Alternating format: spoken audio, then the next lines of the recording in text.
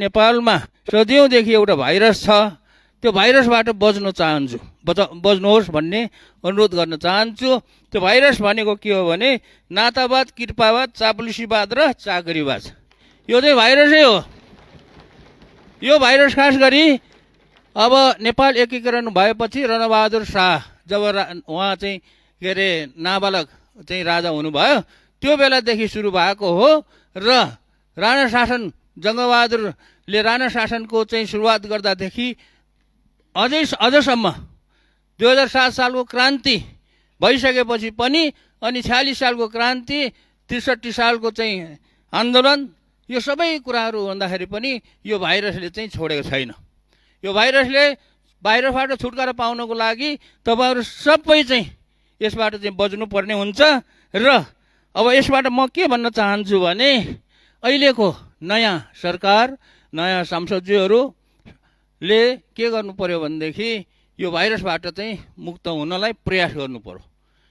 र यसमा के भन्न चाहन्छु भने अबदेखि फलानाले, फलाना सांसदले, फलाना मन्त्रीले, फलाना चाहिँ राजनीति नेताले आफ्नो छोराछोरी, आफ्नो नातागोता, आफ्नो इष्टमित्र फलानालाई चाहिँ यस्तो किसिमको चाहिँ पदमा, सुविधा दिने पदमा चाहिँ नियुक्ति गर्यो भन्ने कुरा चाहिँ सुन्न नपरोस्।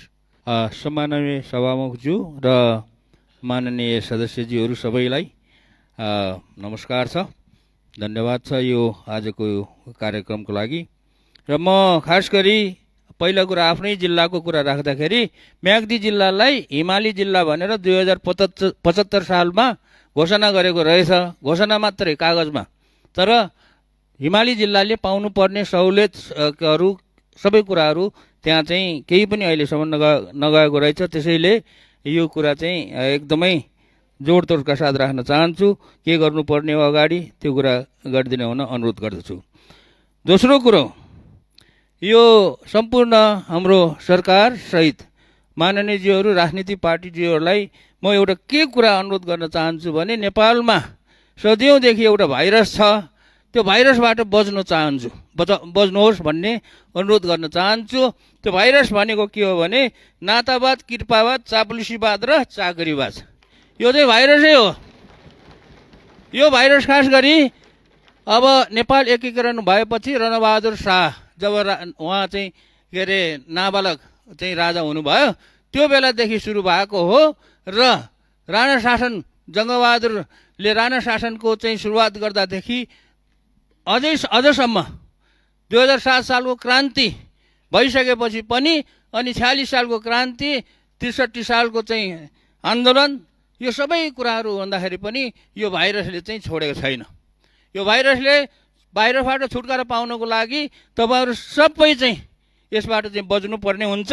र अब यसबाट म के भन्न चाहन्छु भने अहिलेको नयाँ सरकार, नयाँ सांसदज्यूहरूले के गर्नु पर्यो भनेदेखि यो भाइरसबाट चाहिँ मुक्त हुनलाई प्रयास गर्नु पर्यो। र यसमा के भन्न चाहन्छु भने अबदेखि फलानाले, फलाना सांसदले, फलाना मन्त्रीले, फलाना चाहिँ राजनीति नेताले आफ्नो छोराछोरी, आफ्नो नातागोता, आफ्नो इष्टमित्र फलानालाई चाहिँ यस्तो किसिमको चाहिँ पदमा, सुविधा दिने पदमा चाहिँ नियुक्ति गर्यो भन्ने कुरा चाहिँ सुन्न नपरोस्। यदि अब यो कुरालाई चाहिँ अझै पनि राख्ने हो भने चाहिँ घाटा चाहिँ के हुन्छ भन्दाखेरि नेताहरू र राजनीतिक पार्टीहरूलाई नै हुन्छ। त्यसैले यो कुरा चाहिँ बाट बच्नु होला। कुनै पनि सरकारले, कुनै पनि पार्टीले जनताको के अरे समर्थनमा चाहिँ शासन गर्ने हो भने, सरकार चलाउने हो भने यो भाइरसबाट चाहिँ मुक्त हुनको लागि अनुरोध गर्दछु। र अर्को कुरो, मैले चाहिँ अहिलेसम्म नेपालमा बसेर गर्दै आएको सङ्घर्ष, गर्दै आएको अभियान चाहिँ के हो भने नेपालमा अर्थतन्त्रको विकास गर्नुपर्छ। अर्थतन्त्रको विकास गर्नको लागि विज्ञान प्रविधिलाई चाहिँ उच्च प्राथमिकतामा राखेर, नम्बर 1 प्राथमिकता राखेर अनि अनुसन्धान, नवप्रवर्तन जस्ता कुराहरूलाई चाहिँ एकदमै जोड दिनुपर्छ। त्यसको लागि कोष खडा गर्नुपर्छ। त्यसको लागि चाहिँ के अरे मन्त्रालय, एउटा बलियो मन्त्रालय चाहिँ गठन गर्नुपर्छ, बनाउनुपर्छ भन्ने कुराहरू चाहिँ म सबैलाई चाहिँ राख्न चाहन्छु। विज्ञान प्रविधि भनेको के हो, अनुसन्धान नवप्रवर्तन कसरी हुन्छ भन्ने तपाईँहरूलाई थाहा छैन भने म चाहिँ यो संसदमा चाहिँ 1 घण्टाको भाषण दिन सक्छु। त्यसैले यो कुराहरूमा पनि ख्याल राख्नुहोला भन्ने मेरो अनुरोध छ।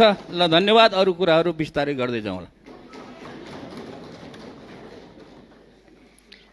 माननीय सदस्य जगदीश खरेल, ललितपुर, समय 5 मिनट।